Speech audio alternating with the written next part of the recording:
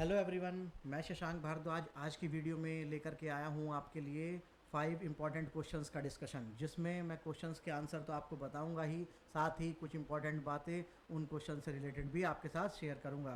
पहले भी एक वीडियो में मैं आपके लिए 5 क्वेश्चंस लेकर के आया था, जिसमें मैंने इंपॉर्टेंट डिस्कशन उन क्वेश्चन से रिलेटेड आपके साथ किया था। आशा करता हूँ आपको वो वीडियो पसंद आई होगी और इसी तरह से आज की वीडियो भी आपको पसंद आएगी। और आगे भी मैं इस तरह की वीडियो लेकर के आता रहूँगा, जिसमें स्टैटिक जीके और कुछ इंपॉर्टेंट क्वेश्चंस होंगे और मैं उनके बारे में रिलेट करते हुए आपको कुछ पॉइंट्स बताऊंगा। तो चलिएगा शुरू करते हैं आज का टॉपिक।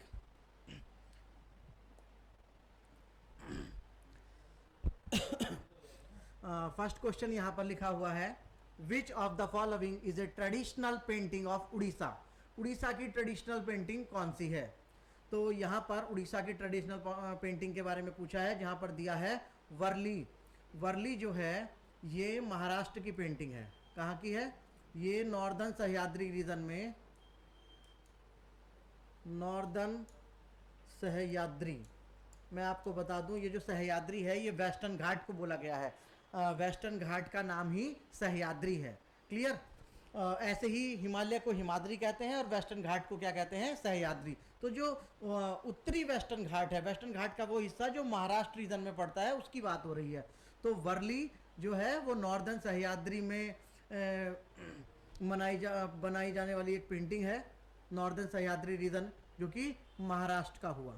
तो इस तरह से वर्ली जो है पेंटिंग है नॉर्दर्न सह्याद्री रीजन में बनाई जाती है महाराष्ट्र में। तो ये आंसर तो इसका है नहीं। फिर है पट्टाचित्रा।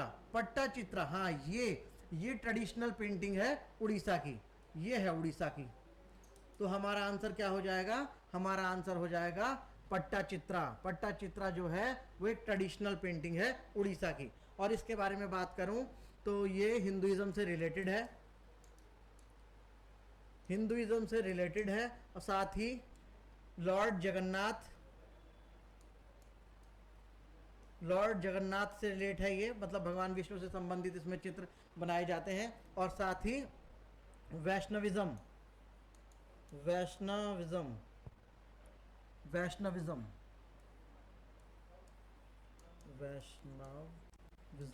से रिलेटेड भी ये पेंटिंग बनाई जाती है। तो इस पेंटिंग में हिंदुइज्म के से इंस्पायर है ये, और भगवान जगन्नाथ से रिलेटेड इसमें चीज़ें बनाई जाती हैं, पेंटिंग्स बनाई जाती हैं। और ये वैष्णविज्म वैष्णविज्म से रिलेट हुई पट्टाचित्रा पेंटिंग जो कि उड़ीसा की है। क्लियर? इसके अलावा जो ये सांझी है, ये उत्तर प्रदेश की आर्ट है। उत्तर प्रदेश में इस तरह की आर्ट बनाई जाती है। और ये मधुबनी जो है ये बिहार की एक कला का नाम है, मधुबनी बिहार। तो इस तरह से इस क्वेश्चन में आपको क्या क्या पता चला।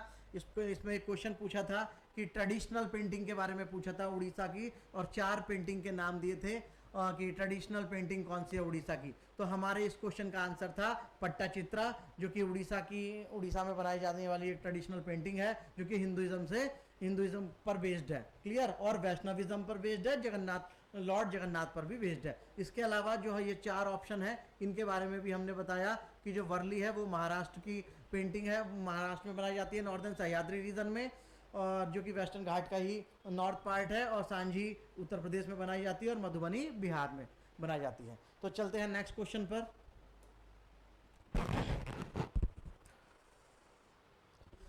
हाँ जी, how many digit are there on a PAN card. PAN card में कितने डिजिट होती हैं? तो पैन कार्ड आपने देखा होगा, पैन कार्ड जो कि लगभग सभी के पास होता है जो 18 ईयर है, जिनके पास अकाउंट होते हैं अपने अपने। तो पैन कार्ड की फुल फॉर्म होती है permanent account number. Permanent account number ये पैन कार्ड की फुल फॉर्म है। और पैन कार्ड में होती हैं 10 डिजिट। कितनी होती हैं? पैन कार्ड में 10 डिजिट होती हैं। क्लियर? ऐसे ही अगर बात करें आधार कार्ड की, तो आधार कार्ड में होती हैं आपकी 12 डिजिट। कितनी होती हैं? 12 डिजिट होती हैं आधार कार्ड में। और अगर बात करें आप डेबिट कार्ड की बात करें तो उस पर कितनी होती हैं? उस पर होती हैं 16 डिजिट होती हैं। कितनी होती हैं? 16 डिजिट होती है। 4 4 4 4 के 4 स्लॉट होते हैं, तो उसमें 16 डिजिट होती हैं डेबिट कार्ड में। क्लियर। तो इस तरह से आप इस कुछ चीज़ों को याद रखें कि ये डिजिट वगैरह के स्टैटिक क्वेश्चंस बना करके पूछ सकते हैं कि आधार कार्ड में कितने डिजिट हैं, पैन कार्ड में कितने डिजिट हैं और डेबिट कार्ड में कितनी डिजिट हैं। तो इस तरह से ये चीज़ें आपको याद रखना है। तो क्रेडिट कार्ड डेबिट कार्ड जब आपके सामने होते हैं उनके डिजिट आप काउंट करके, कई बार ऑनलाइन शॉपिंग करने में जब अमाउंट एंटर करते हैं तो उससे पहले उनको कार्ड नंबर डालते हैं, तो कार्ड डिजिट भी डालना होता है, वहाँ आप उनको देखते हैं। इसी तरह से जो आजकल एग्ज़ाम में चीज़ें पूछी जा रही हैं वो उस तरह से हैं, एक अवेयरनेस का दिखाई देता है एग्ज़ाम में कि आप हर जगह से कहीं से भी क्वेश्चन उठा लेते हैं, कहीं से भी क्वेश्चन बना लेते हैं। तो मेरा आप लोगों से यही कहना है सभी स्टूडेंट से कि आप सभी चीज़ों को नोटिस करके चलें जो आपके आसपास हैं, सबको अच्छे से ध्यान से देखें, क्योंकि ज़्यादातर क्वेश्चन अवेयरनेस रिलेटेड बनाए जा रहे हैं। क्या कब क्वेश्चन पूछ लेंगे वो नहीं पता है, बिल्कुल आपके पास से क्वेश्चन आ जाएगा, आपकी नोटबुक में होगा, आपकी नोटबुक के ऊपर होगा, आपके घर में कुछ ऐसा सिंबल होगा, इंडिकेशन होगा जो किसी क्वेश्चन की तरफ इशारा कर रहा होगा, और वो एग्जाम में पूछ लेंगे और शायद आपका ध्यान ना हो। तो इसीलिए अवेयर रहिएगा सब चीज़ों के लिए प्रति, लगभग जितना हो सके संभवतः अपने मन में जागरूकता बनाए रखें चीज़ों के लिए, क्योंकि अवेयरनेस क्वेश्चन आज कहाँ से आएंगे अवेयरनेस से रिलेटेड ये नहीं पता रहता है। फिर भी अब बेसिक चीज़ों का जो आपसे रिलेटेड है उनके रिलेटेड आप जानकारी अपने पास रखें। तो यहाँ पर क्वेश्चन था पैन कार्ड में कितने डिजिट होती हैं, तो मैंने बताया पैन कार्ड की full form permanent account number होती है और इसमें 10 डिजिट होती हैं, और ये इस आधार कार्ड की बात करें तो उसमें 12 होती हैं, और डेबिट कार्ड की बात करें तो उसमें 16 होती हैं। आगे, how many digit are there in a GST number, और इसे जीएसटी नंबर भी कह सकते हैं। तो जीएसटी नंबर में कितनी डिजिट होती हैं, तो जीएसटी नंबर में होती हैं 15 डिजिट। ये अल्फा न्यूमेरिक टाइप का नंबर होता है जिसमें न्यूमेरिकल्स भी हैं और अल्फ़ाबेट भी हैं। सेम आधार कार्ड में भी अल्फा न्यूमेरिक है, उसमें भी अल्फ़ाबेट भी हैं और न्यूमेरिकल नंबर भी हैं। तो अगर बात करें जीएसटी नंबर की या जीएसटी नंबर की, तो उसमें 15 डिजिट होती हैं। जो आजकल जितने भी व्यापारी हैं, बिजनेस कर रहे हैं, वो सब जीएसटी भरते हैं। और जीएसटी की बात करें तो जीएसटी क्या है, GST goods and service taxes, goods and services tax, जो कि एक इनडायरेक्ट टैक्स का टाइप है, इनडायरेक्ट टैक्स है। जीएसटी एक इनडायरेक्ट टैक्स है, गुड्स एंड सर्विस टैक्स जो जीएसटी को बोलते हैं। और जीएसटी अब एक नंबर जनरेट कर दिया है गवर्नमेंट ने, ये हर एक व्यापारी को ये जीएसटी नंबर लेना पड़ता है, इसी से उसका टैक्स डिडक्ट होता है। और इसमें 15 नंबर होते हैं। क्लियर। मैं आपको इसके बारे में एक बार बता देता हूँ। ये देखिएगा एक फॉर्मेट है, मैंने यहाँ पर रिप्रेजेंट करने की कोशिश की है। इस तरह का नंबर होता है। शुरू के जो 2 डिजिट होते हैं वो बताते हैं, शुरू के 2 डिजिट जो होते हैं वो स्टेट कोड को बताते हैं। ये आप देख रहे होंगे, ये शुरू के 2 डिजिट हैं, ये स्टेट कोड को बता रहे हैं, न्यूमेरिकल डिजिट है, स्टेट कोड को बताएंगे। उसके बाद ये 10 डिजिट होंगे जो कि बिजनेसमैन के पैन कार्ड से रिलेट होंगे, पैन कार्ड को होंगे। उसके अलावा ये एक नंबर होगा, 13th नंबर जो होगा वो एंटिटी नंबर होगा सेम पैन कार्ड का। और फिर जो 14th डिजिट है ये अल्फाबेट जेड बाय डिफॉल्ट होगा, और ये 15th नंबर चेक सम डिजिट होगा। तो इस तरह से ये 15th डिजिट 15 डिजिट का होता है ये जीएसटी नंबर। क्लियर। ये भी एग्जाम में आपसे पूछ सकते हैं। ये देखते हैं नेक्स्ट क्वेश्चन की अगर बात करें तो what is the Parsi new year known as, यानी कि पारसी न्यू ईयर को किस नाम से जानते हैं। तो पारसी न्यू ईयर को जानते हैं नवरोज के नाम से, नवरोज उत्सव। और ये मनाया जाता है महाराष्ट्र और गुजरात रीजन में जो पर्शियन कम्युनिटी रहती है। और इसे मनाने वाले लोग कौन कौन सा धर्म फॉलो करते हैं, जोरोस्ट्रियन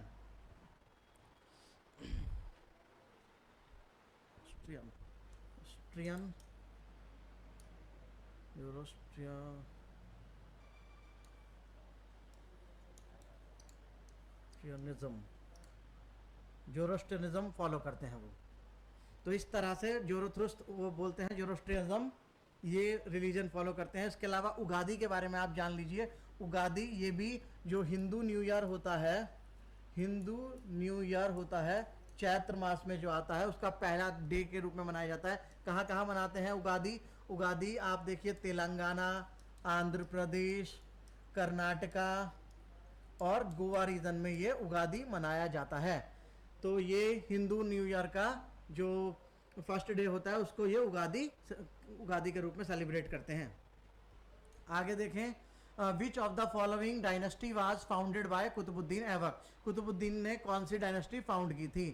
तो यहाँ हम देख लेते हैं, कुतुबुद्दीन ऐबक ने स्लेव डायनेस्टी का फाउंडर था कुतुबुद्दीन ऐबक, स्लेव डायनेस्टी, जिसको उसने 1206 में उसको इस्टेब्लिश किया था। किसको? स्लेव डायनेस्टी को। तो स्लेव डायनेस्टी का फाउंडर था कुतुबुद्दीन ऐबक। अगर बात करूं सुंग डायनेस्टी की, तो सुंग डायनेस्टी का फाउंडर था पुष्यमित्र सुंग। पुष्यमित्र सुंग, ये पुष्यमित्र सुंग वही है जिन्होंने 2 अश्वमेध यज्ञ किए थे महर्षि पतंजलि की मदद से। महर्षि पतंजलि इन्हीं के राज पुरोहित थे, पुष्यमित्र सुंग के, और इनका बेटा अग्निमित्र था, जिसके ऊपर कालिदास जी का ड्रामा लिखा हुआ है, मालविका अग्निमित्रम। मालविका अग्निमित्रम में जो अग्निमित्र है वो पुष्यमित्र सुंग का ही बेटा है। तो पुष्यमित्र सुंग डायनेस्टी के फाउंडर थे। ये जो शुंग डायनेस्टी थी ये मौर्यन डायनेस्टी के बाद आई थी। मौर्यन डायनेस्टी के बाद ये शुंग डायनेस्टी आई थी, और ये ब्राह्मण थे, ये रिजिड ब्राह्मण थे, ऑर्थोडॉक्स ब्राह्मण फॉलो करते थे पुष्यमित्र शुंग। ठीक है, तो यहाँ इनके समय में संस्कृत का फेम दोबारा से आ गया था, और दोबारा से मतलब हिंदू संस्कृति की तरफ, और संस्कृत के फेम को उजागर किया था इन्होंने पतंजलि की हेल्प से। तो इनके बारे में इंफॉर्मेशन थी। सैयद डायनेस्टी की बात करें तो सैयद डायनेस्टी के फाउंडर थे खिज्र खान। कौन था? खिज्र खान। ये भी इंपॉर्टेंट नाम है, अक्सर एग्जाम में आता रहता है। खिज्र खान सैयद डायनेस्टी के फाउंडर थे। और लोधी डायनेस्टी के फाउंडर बहलोल लोधी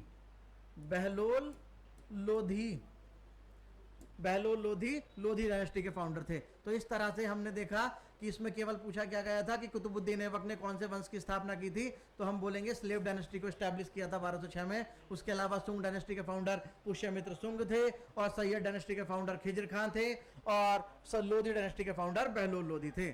तो इस तरह से मैंने इन क्वेश्चंस के माध्यम से आपके साथ कुछ इंफॉर्मेशन शेयर की है।